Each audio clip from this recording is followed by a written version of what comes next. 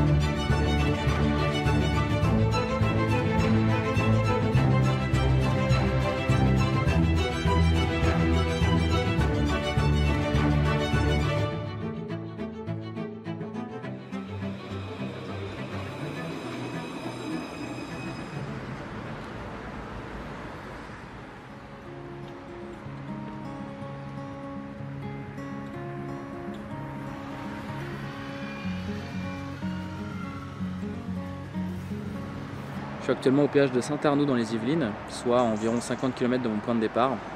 Je m'attendais à galérer, notamment pour quitter Paris.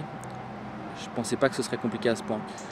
Néanmoins, la chance a peut-être tourné en fin de journée puisque j'ai un routier espagnol avec lequel j'ai échangé qui est OK pour m'emmener à la frontière avec l'Espagne.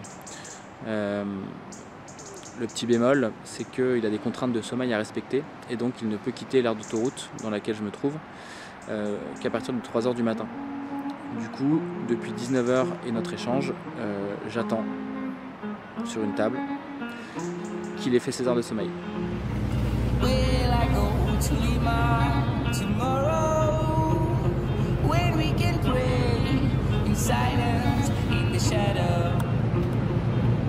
Y después lo presentas el camionero, ¿eh?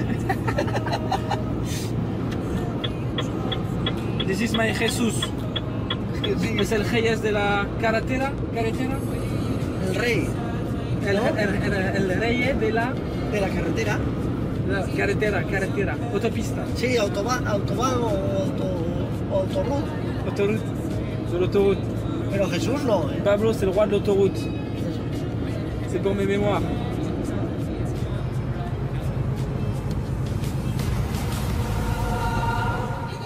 C'est vrai que le démarrage aurait été compliqué, mais rejoindre Madrid aura finalement été assez aisé.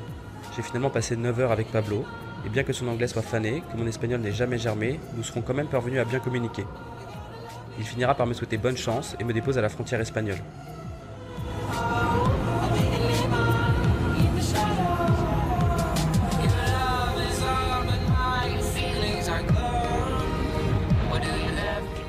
C'est ensuite avec J10 que je vais poursuivre mon voyage et grâce auquel je vais rejoindre la capitale. Barrière de la langue oblige, la communication ici aura été impossible. Les 8 heures de trajet sur les longues lignes droites de la nationale espagnole m'auront paru une éternité.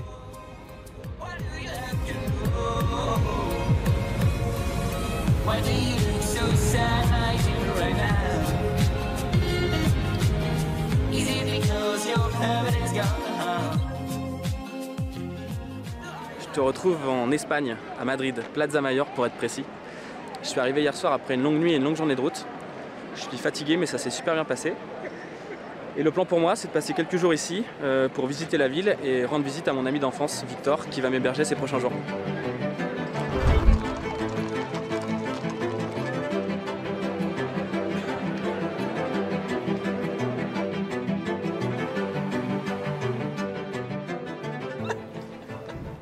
Bon, vas-y, présente-toi parce que tu vas apparaître un peu dans la vidéo, donc il faut que les gens sachent qui tu es. Avec plaisir. Donc Victor, 28 ans, pote de Gatien depuis la maternelle, originaire de La Roche-Posay. Ah, je suis juste ton pote. L'un de mes meilleurs potes. Pour moi, pote, tu mets une distance. Ok. Je suis vexé là. Parce que c'est ta définition. Ouais, non, mais c'est intéressant. Comme dirait l'autre, chacun est offensé parce qu'il est offensant. Exactement. Tu sais qui a dit ça? Pierre de Coubertin, en 87. C'est Sarkozy sur le plateau de Pujadas. Quelle indignité. Vous n'avez pas honte? Non. Sur le service public. Mais ce n'est pas l'idée que je me fais du service public. De Donner donner l'écho à un homme Qui a fait de la prison.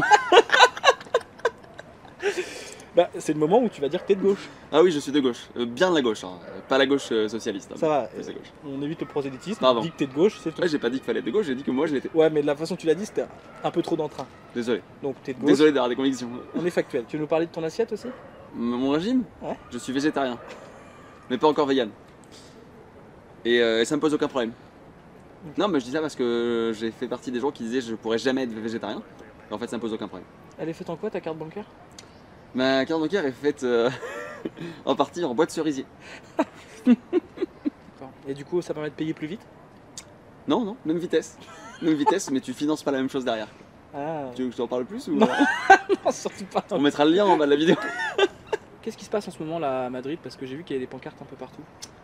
Alors en ce moment, il y a un festival qui s'appelle Tapapiés, Ouais. qui est une agglomération de mots tapas et lavapiés, qui est un quartier très populaire. Ah, et stylé, c'est je savais pas. ce qu'on appelle un mot valise dans le jargon. Et c'est un festival de tapas où chaque bar présente une petite tapa. Et en fait, c'est une petite bouteille de bière plus la tapa originale, 3 €. Et à la fin, il y a un vote du public pour élire, pour choisir la meilleure tapas. Merci Victor. Un grand plaisir. Merci à toi d'être venu. Merci à toi de m'accueillir, je suis trop content d'être là. De même. C'est un grand plaisir. À jeudi prochain. Bon, il est temps de partir de Madrid. J'y aurais passé 5 jours. Je suis super content d'avoir vu mon pote. Et là, je repars en direction du sud de l'Espagne. Je vais monter dans un RER qui devrait m'emmener à 35 minutes environ de Madrid. Et le but là-bas, ça va être de trouver une voiture qui m'emmène direction Séville.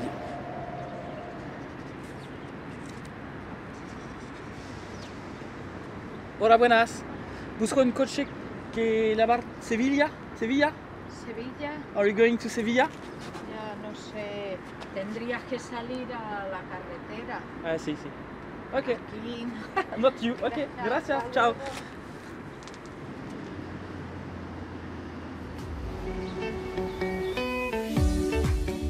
C'est vrai que la musique est joviale, mais ces 2 jours de stop entre Madrid et Algeciras auront pour moi été un véritable calvaire. J'ai découvert rapidement que pour des raisons légales, culturelles et de prudence, les Espagnols ne prennent jamais d'autostoppeur. J'ai donc enchaîné les sauts de puce d'une vingtaine de kilomètres, passé jusqu'à 8 heures debout, statique, sur le bord de la route, et marché environ 10 km par jour. Après seulement une semaine de voyage, je me demande déjà sincèrement pourquoi je m'inflige un pareil challenge, et je réalise à quel point l'incertitude et la solitude inhérentes au stop sont pour moi très difficiles à gérer. Tant bien que mal, je parviens à rejoindre le port d'Algeciras. Pour ce qui est de l'autostop, le plus dur est désormais derrière moi. Je suis enfin arrivé au port de Algeciras, c'est le port espagnol duquel part le plus de ferries en direction du Maroc. Ça aurait été 2 jours de stop assez intensifs, mais ça s'est plutôt bien déroulé dans l'ensemble. Donc je suis super content et j'ai hâte de pouvoir continuer le voyage.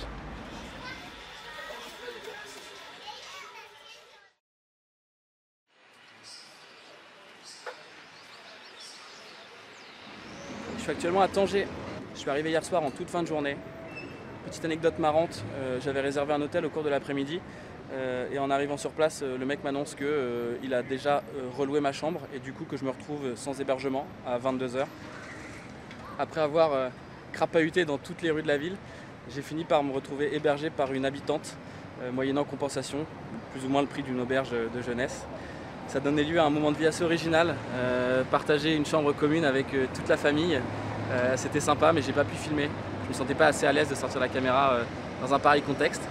En tout cas, le but du jeu aujourd'hui, c'est de partir de Tanger pour rejoindre Rabat, qui est beaucoup plus au sud du Maroc. Avant ça, je dois trouver une carte SIM et on va aller visiter un peu la ville.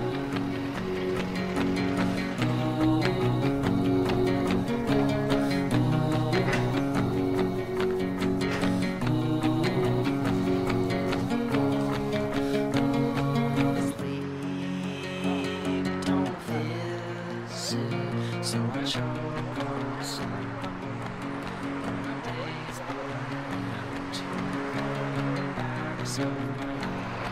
Merci Abdallah.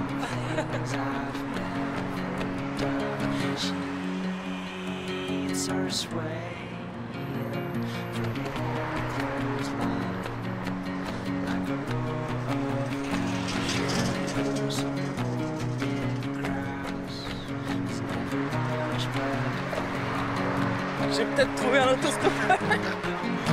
Enfin, j'ai peut-être trouvé une voiture. Salam alaikum les gars. Vous êtes français?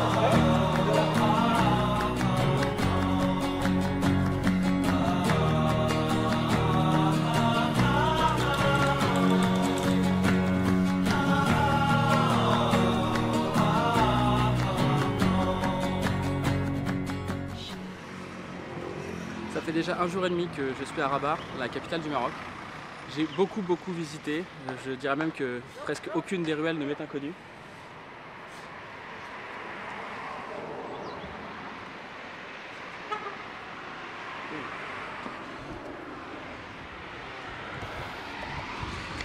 Ok, je vais me faire dégager par un garde, ça fera jamais que la 3e fois à Rabat. J'ai beaucoup visité et il est temps de partir en direction de Marrakech. Initialement, je m'étais dit que je ferais Rabat, Casa, puis Marrakech. Et en discutant avec les locaux, j'ai cru comprendre que Casa n'avait pas un énorme intérêt. Du coup, je vais plutôt faire Rabat, Marrakech et une autre ville au Maroc à déterminer. C'est 3h40 de route à peu près par l'autoroute. Donc j'ai fait une belle pancarte et on va voir ce que ça donne.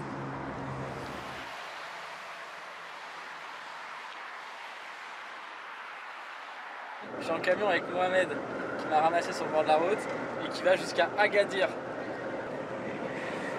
Bonjour. Bonjour la France. Bonjour la France.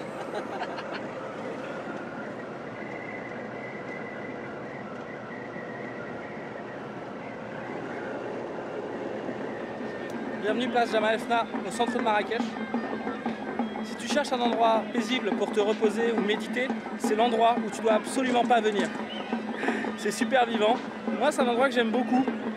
Déjà parce que c'est un peu l'école du lâcher-prise. C'est-à-dire que quand tu es sollicité 30 fois sur 40 mètres, tu apprends vite à prendre de la hauteur et à ne plus te soucier de ce qui t'entoure. Et ensuite parce que ça met tous tes sens en éveil, y compris ceux que tu voudrais pas.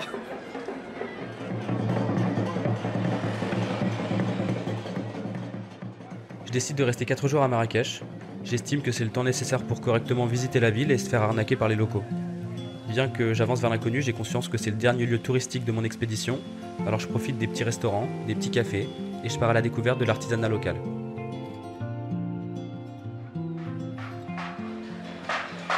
Là, je suis dans le cœur du centre artisanal de Marrakech. C'est là où sont confectionnées la plupart des pièces qui sont vendues plus tard dans le souk, près de la place Jemaa El Fna. C'est très bruyant et c'est super intéressant de voir le coup de patte des artisans.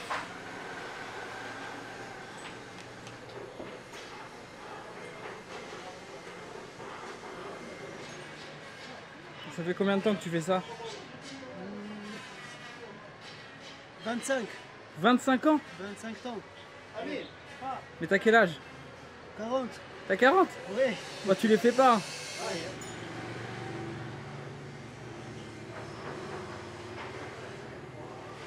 Le pinceau, c'est des cheveux humains? Cheveux de l'âne. Ah, de l'âne? De l'âne, oui. Ok. Le crin, c'est le crin Ouais, de l'âne. Le crâne de l'âne, oui. Ok. C'est. Ah ouais, ok, je vois. Voilà.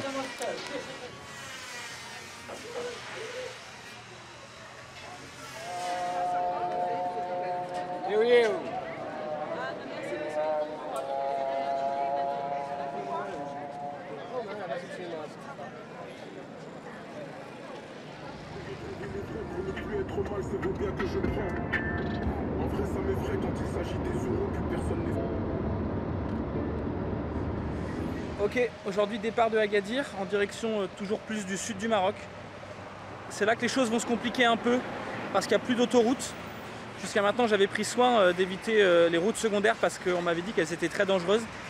C'est terminé, donc là on va commencer le stop sur la Nationale 1 en espérant que ça se passe bien, sachant que c'est pareil, au fur et à mesure qu'on s'enfonce dans le dans le sud du Maroc, il y a de moins en moins de villes, de villages, et donc les étapes vont être de plus en plus longues. Peut-être les premières nuits en tente d'ici peu.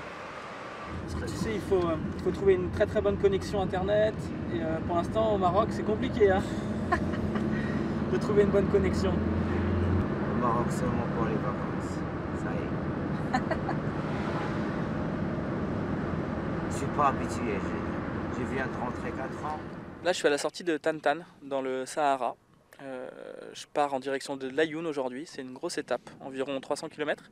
Si tout se passe bien, j'y serai ce soir. Mais le problème c'est qu'on est dimanche et qu'il y a très peu de véhicules. Comme tu peux le voir, c'est extrêmement calme. Quand tu fais du stop, au début tu as des expectations qui sont assez élevées. Tu te positionnes et tu te dis bon, pas de camion, ça va trop lentement. Pas de voiture pourrie parce que je voudrais quand même arriver en vie. Et puis plus le temps passe, plus tu es apte à monter dans n'importe quoi. Tu vois arriver une moto, tu te dis bon, je pourrais peut-être monter derrière lui, c'est pas grave si j'ai pas de casque. Tu vois arriver une charrette avec un âne, tu te dis bof, c'est toujours mieux que de rester sur place. Donc c'est un peu compliqué. Mais faut pas perdre espoir. Il suffit d'une voiture. Rien à prouver, tout à prouver. Je remets des gants après le chaos trempé.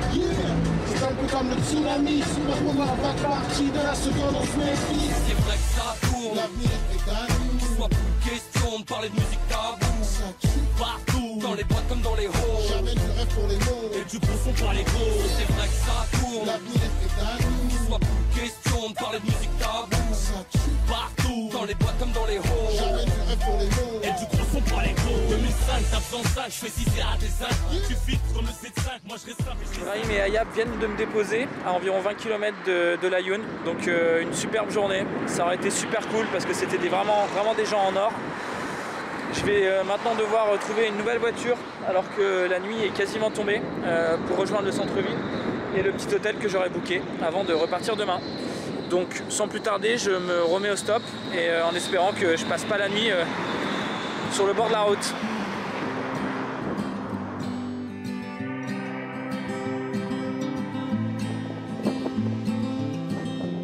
Je suis content parce que c'est moi qui l'ai vu qu'il y avait le poisson sur la canne.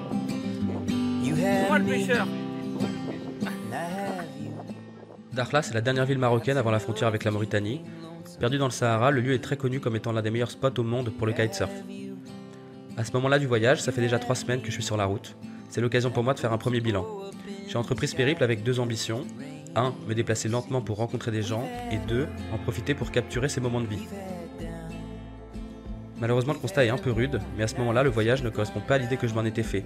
Je réalise que ce dernier manque de sens, que mon seul objectif, c'est finalement d'avancer toujours plus vers le sud, en me déplaçant rapidement sur les grands axes pour passer d'une ville à une autre. En fait, j'ai presque l'impression de voyager en avion. Bien que plus simple en Afrique du Nord, voyager en stop s'avère également plus compliqué que je n'aurais pu le penser lorsque j'y songeais depuis mon canapé. J'ai le contact facile, mais la barrière de la langue me rappelle à la réalité, et il est utopique de penser que je vais partager mon dîner au domicile du routier qui m'aura transporté durant la journée. Lui non plus ne dort pas chez lui ce soir. Ensuite, sur l'aspect création de vidéos, je réalise qu'il m'est impossible de voyager la journée, puis de dérusher, monter et enregistrer des voix off en soirée. J'oublie donc peu à peu l'idée de publier mon contenu en live et je me résigne à capturer des images sans réellement savoir quand est-ce que je pourrais les exploiter. Bon, tu l'auras compris, mais en résumé, à ce moment-là, je suis un peu déprimé. Je pensais rester à Dakhla 4 jours, je vais finalement y passer 1 mois, le temps pour moi de se remotiver et de réfléchir à la suite de mon voyage.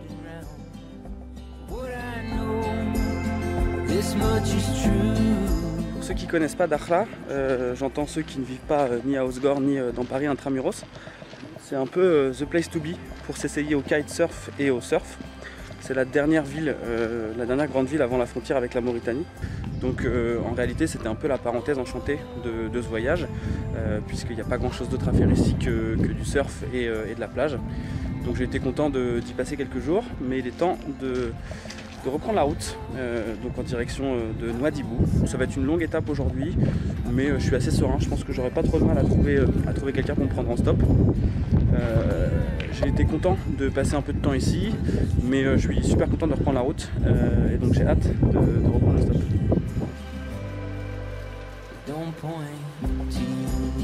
Par contre c'est beau hein. Ouais, c'est stylé. Alors là c'est un lac qui fait moins 6 km de long, assez chouette. C'est quoi? Et qui est comme ça depuis, j'en sais rien, j'ai juste vu sur la map que c'est une étendue d'eau. Ah ok. Tu nous fais un petit thé, Michel? Ouais, c'est un thé, ça a changé de thé à la menthe, c'est thé pêche mangue. Stylé. Y'a pas de sucre en plus pour une fois. Putain, tu me régales. Merde, putain, j'ai foutu partout. Relais potes, je suis avec mes collègues Martin, Xavier et Bruce qui m'accompagnent, qui m'ont pris en stop et avec lesquels je fais la dernière partie marocaine du Sahara. On se rapproche tout doucement de la frontière avec la Mauritanie. La frontière entre le Maroc et la Mauritanie, elle est propice à toute forme de fantasme. On en entend beaucoup parler, surtout dans la région, parce qu'il y a là-bas ce qu'on appelle un no man's land, une zone où ni le droit marocain ni le droit mauritanien ne s'appliquent. C'est une étendue de terre qui fait une vingtaine de kilomètres. Et en l'absence de toute forme de droit, on entend beaucoup de récits d'agressions et autres crimes et délits qui seraient commis là-bas. C'est aussi pour ça que les voyageurs s'organisent comme on l'a fait là en convoi pour la passer, plus pour se rassurer les uns les autres que parce qu'il y a un réel risque à mon avis. Mais du coup, voilà, plus on s'en approche, plus on entend toute forme de récits à ce sujet. Donc on va reprendre la route et on devrait y être d'ici 2 heures. Xavier, c'est quand la prochaine pause? Ce sera à la station essence Shell pour faire le plein des motos et des nourrices. C'est des réservoirs additionnels. Il y a 20 litres d'essence en plus qui nous permettront d'avoir 700 km d'autonomie à peu près. Merci pour le détail technique. Voilà, avec plaisir si t'en veux d'autres. Allez, à toutes. À toutes.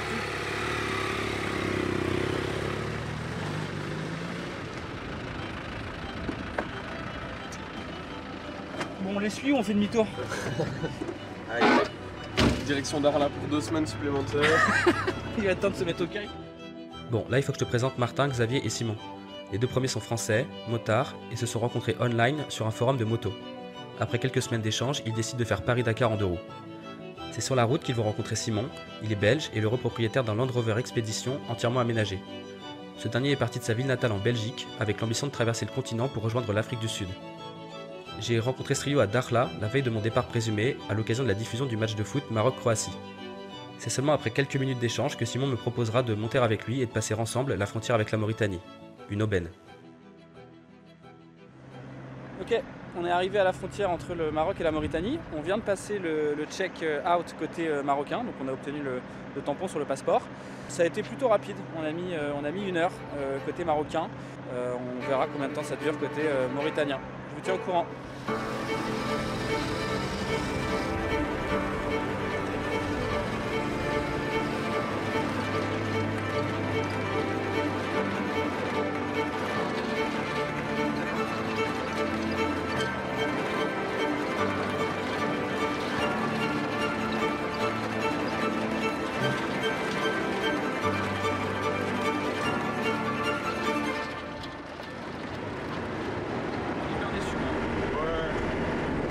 À pouvoir esquiver les tirs de calage.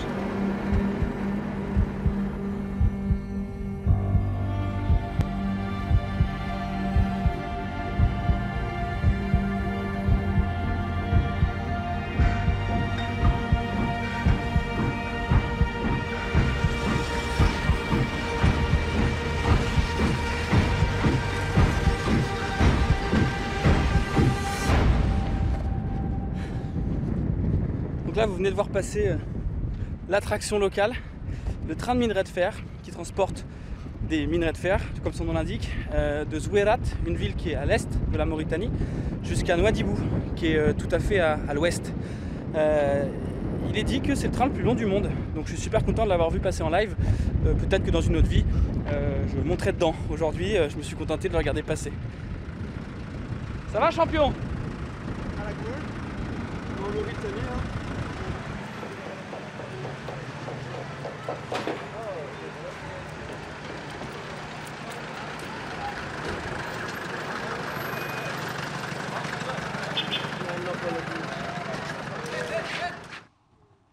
C'est quoi le nom du bled où on va?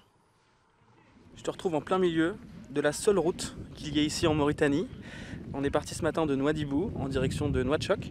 On était censé faire une étape de 220 km. Je suis toujours accompagné du coup de mes 2 potes français et de mon pote belge. Cependant, on a crevé, enfin l'un d'entre eux a crevé un pneu sur sa moto et du coup on est bloqué ici depuis 3 heures. On essaye de réparer, mais ça se passe pas aussi bien qu'on l'espérait. Ça va donc être le premier bivouac. Je l'aurais vachement repoussé ce bivouac, mais il arrive ce soir.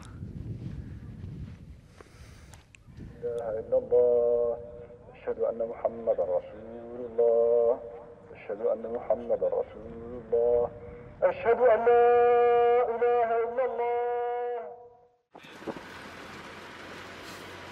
C'est là ma gueule, direction le banc d'Arguin ma gueule. On y est, c'est réel.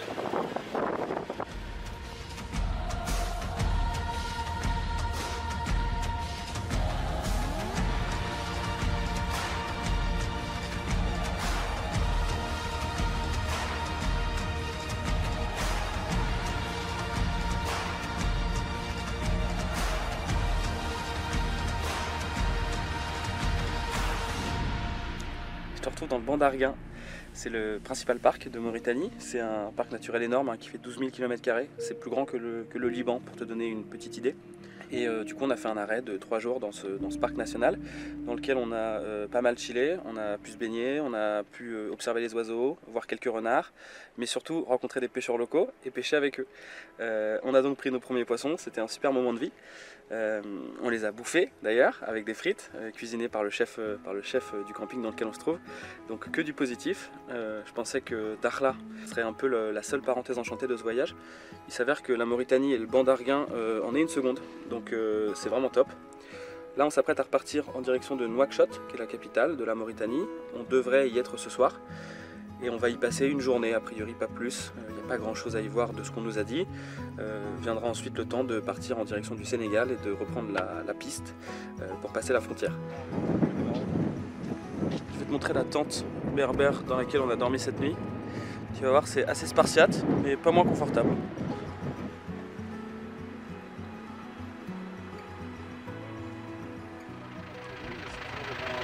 Il a dit quoi en fait? Pas 12 de Simon, tout roule. Et voilà. Ouais, ok. Donc moi j'ai répondu yes, on était sans réseau, pas de problème. Ouais, c'est bien. Parfait. T'as kiffé le banc d'Arguin, Martin? Ouais, de fou ma gueule. Qu'est-ce que tu retiens? Qu'est-ce que je retiens? Je retiens qu'on est des grands pêcheurs et des explorateurs. Let's go. Très bonne expérience. On a un camping à conseiller, c'est le camping Arcaïs. Vous ne serez pas déçus, très bon accueil, très bonne nourriture. Feu pour de nouvelles aventures. Allez go. Yes.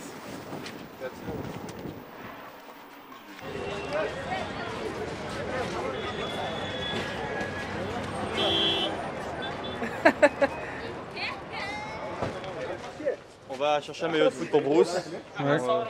On se fait à côté par tout le monde, donc c'est un peu particulier. Ça va? Comment tu t'appelles? Je m'appelle Ahmed. Ahmed, enchanté Ahmed.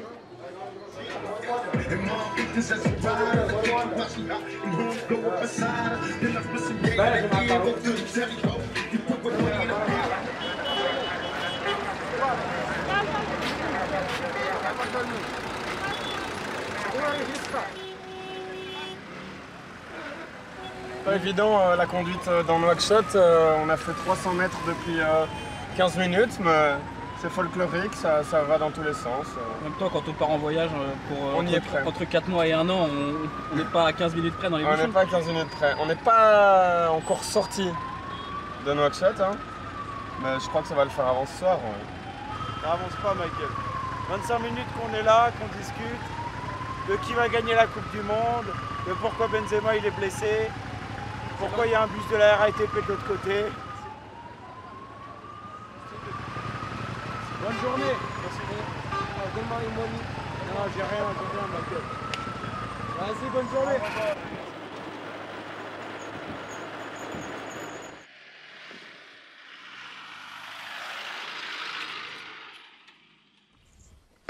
Pas de problème mec. Et le soleil est stylé là.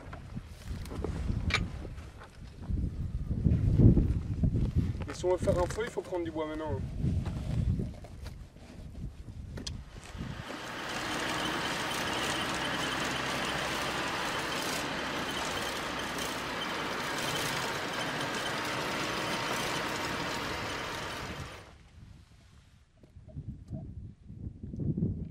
On a quitté Nouakchott hier en direction de la frontière avec le Sénégal. Il nous reste une trentaine de kilomètres avant d'arriver au poste frontière de Diama.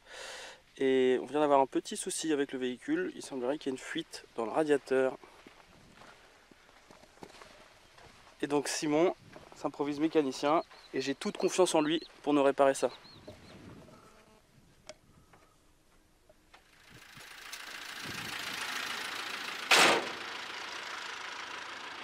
pas sûr qu'on m'entende bien.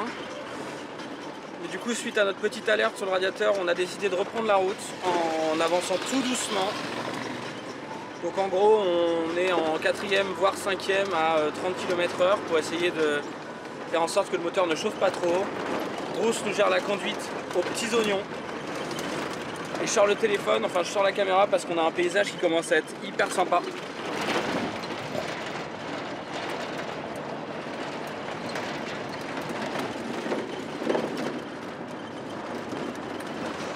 On arrive au poste frontière de Diama.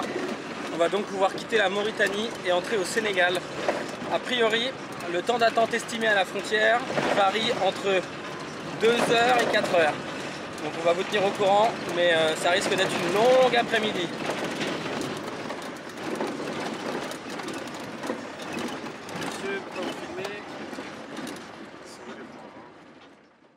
On est rentré au Sénégal cet après-midi, ça a été une petite épreuve en soi. On a passé 2h20 à la frontière.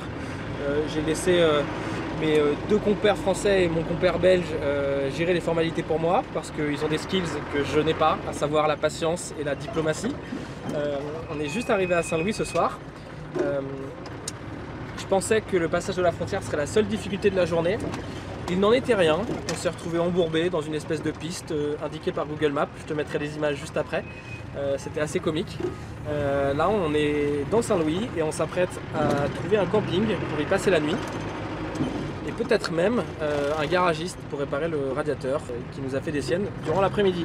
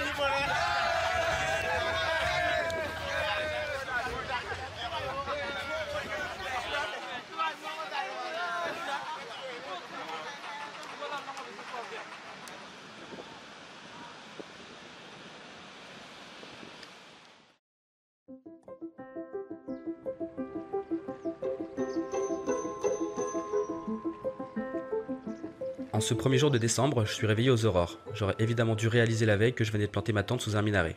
Pas de bol. Simon, Xavier et Martin ont pu retrouver les bras de Morphée. Je décide quant à moi d'aller filmer le lever de soleil sur Saint-Louis. Au-delà de la lumière rasante qui met les paysages en valeur, je réalise que filmer le matin c'est toujours plus intéressant socialement. Durant ce voyage, le peu de fois où des gens se sont montrés agressifs envers moi, allant jusqu'à la bousculade, c'est parce que je capturais des scènes de vie en pleine rue. Mais cela ne semble pas valable le matin. Les gens travaillent, ils sont concentrés, et je rencontre à ce moment-là, au pire de l'indifférence, au mieux des sourires et de super moments d'échange. Tu te souviens, lors de mon arrivée à Dakhla, je te faisais part d'un sentiment de solitude et de ma volonté de donner plus de sens à mon voyage. Je suis désormais accompagné, donc le premier point n'est plus vraiment d'actualité. En revanche, je réfléchis depuis plusieurs semaines sur le second point et j'ai peut-être trouvé une idée. J'ai décidé de contacter mon ami Pierre qui m'avait parlé il y a plusieurs années d'une association dont il était le cofondateur et qui a pour but de faciliter la scolarisation des jeunes Sénégalais dans les villages isolés. Le but, c'est donc de leur mettre à disposition un foyer d'accueil afin que ces derniers puissent se rapprocher de leur école et ainsi économiser 20 km à pied. Après quelques échanges, c'est décidé, dans quelques jours je partirai seul pour le petit village de Ségou, 1000 habitants, situé au sud-est du pays. Également, ça fait 2 semaines que je voyage avec Simon, Xavier et Martin. Depuis notre arrivée au Sénégal, nous avons visité Saint-Louis et passé presque une semaine à Dakar. Vient logiquement le difficile moment des adieux. Xavier et Martin ont terminé leur périple et ont organisé le rapatriement de leur moto par bateau. Ils rentrent en France en avion. Simon, quant à lui, reprend la route en direction du sud. Au moment où j'édite cette vidéo, soit plus de 2 ans après notre rencontre, il est toujours en voyage, a atteint l'Afrique du Sud et poursuit son périple sur le continent africain. Je l'ignore à ce moment-là, mais les semaines suivantes vont s'avérer éprouvantes, au point que je vais peu à peu sortir de mon rôle de vlogueur afin de m'impliquer totalement dans la vie du foyer. Avec évidemment un terrible regret a posteriori, j'ai presque totalement arrêté de filmer mon aventure. C'est donc la dernière fois que vous allez voir ma petite tête en vidéo. Ok, aujourd'hui, départ de Dakar. Il y a un petit moment que j'ai pas fait de stop. J'en ai jamais fait au Sénégal. On va voir ce que ça donne en espérant ne pas passer la journée sur ce rond-point.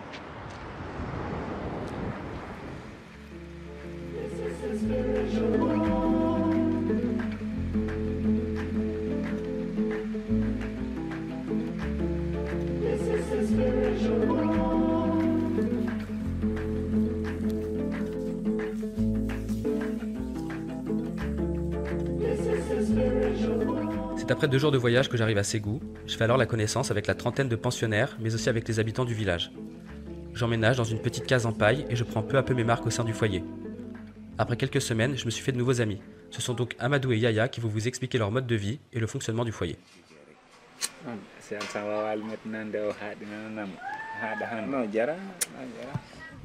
J'ai dit la jeune fille, elle me faisait comme ça.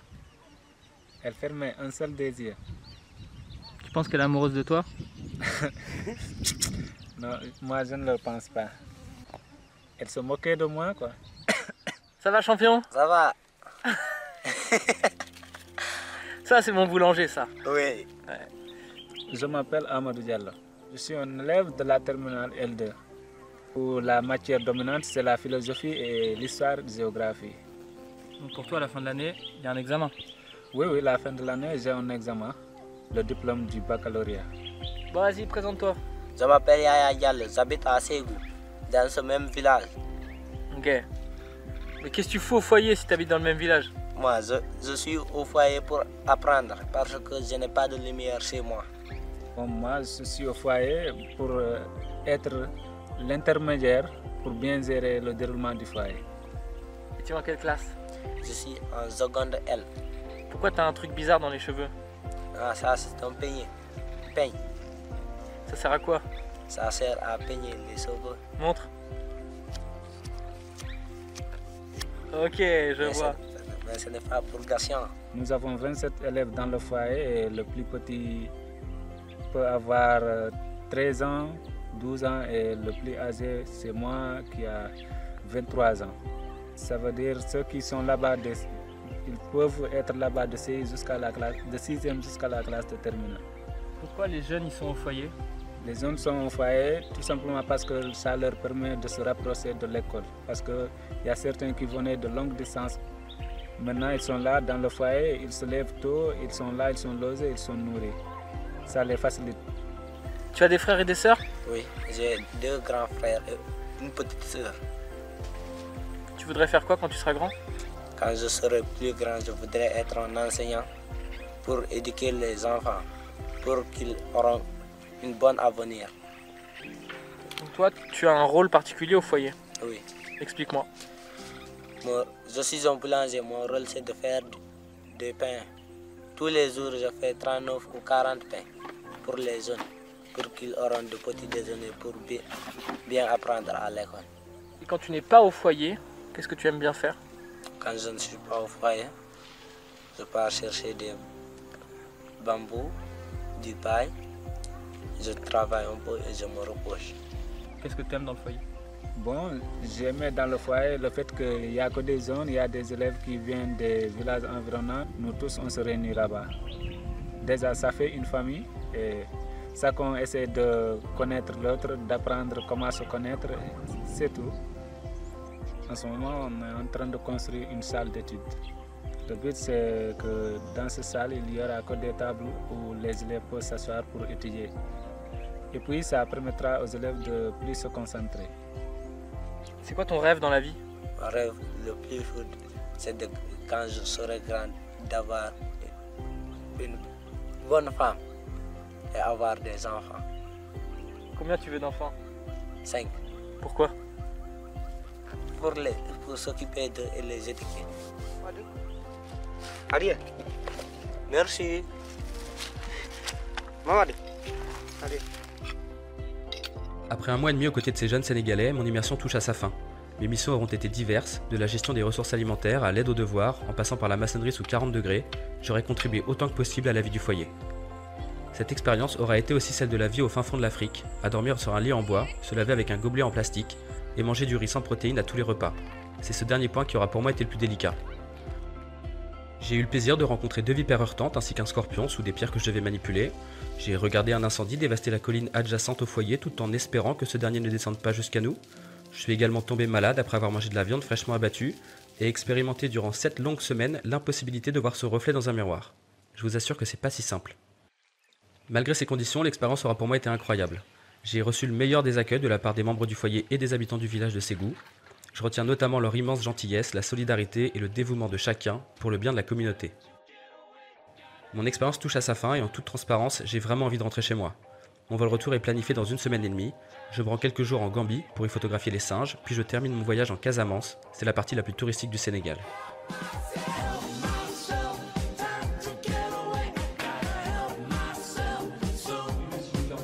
J'ai finalement beaucoup mis la main à la pâte, donc j'ai pas ramené assez de photos, c'est une frustration, mais j'ai aidé comme j'ai pu sur place. 2 mots pour vous dire que les petits jeunes qui sont au foyer étaient hyper impliqués dans la construction de cette salle, même si pour la plupart ils avaient conscience qu'ils bossaient pour leurs petits frères, parce que le temps de construire la salle et de terminer l'année scolaire, une partie d'entre eux n'en aura pas l'usage. Et ça bossait super dur. Je pensais travailler dur, du haut de mes 30 ans.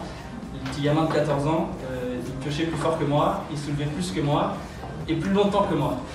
Donc ça a vraiment été un choc d'humilité. Je vous assure que j'étais hyper surpris. Je conclurai en vous remerciant parce que c'était une super expérience de vie pour moi et qu'elle a été rendue possible grâce à vous. Parce que soulever des parpaings et contribuer à sa d'études, c'est top, mais c'est le bout de la chaîne que, à l'initiative de ce projet, il y a les membres de l'asso et les dons qui vont avec. Donc c'était une expérience incroyable. J'espère pouvoir y retourner bientôt et je voulais tous vous remercier pour ça, parce que vous l'avez rendu possible. Bravo.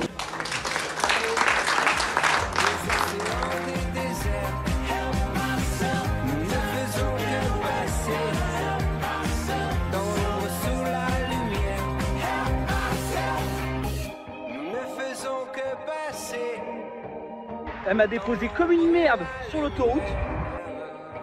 Nous ne faisons que traverser des océans, des déserts.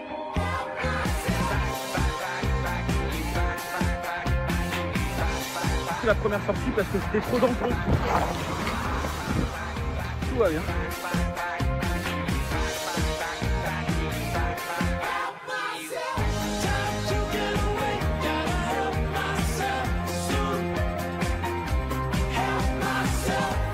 Je suis tellement content.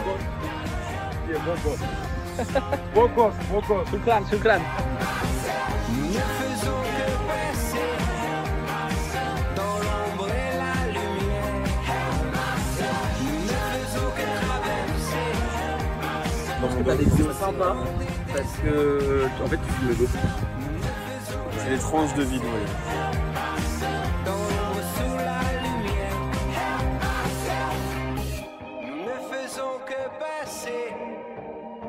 Dans l'ombre et la lumière, nous ne faisons que traverser des océans, des déserts. En 18 ans de carrière, la première fois qu'il y a un blanc qui se pointe chez lui.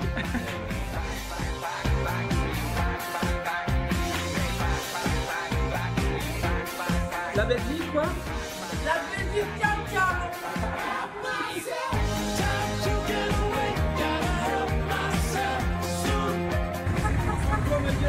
Bisous Martin.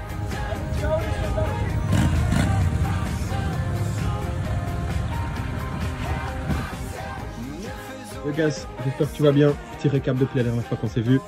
Au Sénégal, moi j'étais descendu jusqu'en Angola en plus ou moins 1 an. Puis je suis venu travailler ici en Finlande, faire la saison d'hiver. Et puis je suis retourné en Angola, je suis descendu jusqu'en Afrique du Sud où j'ai laissé ma voiture. Me voici ici pour la saison en Finlande. Puis je retourne en Afrique du Sud, je reprends ma voiture et je remonte doucement par le nord, vers le nord par la côte est. Donc voilà, j'espère que tout se passe bien pour toi et pour les 2 autres chiens d'Afrique. Et on se croise quand on se croise. Hein.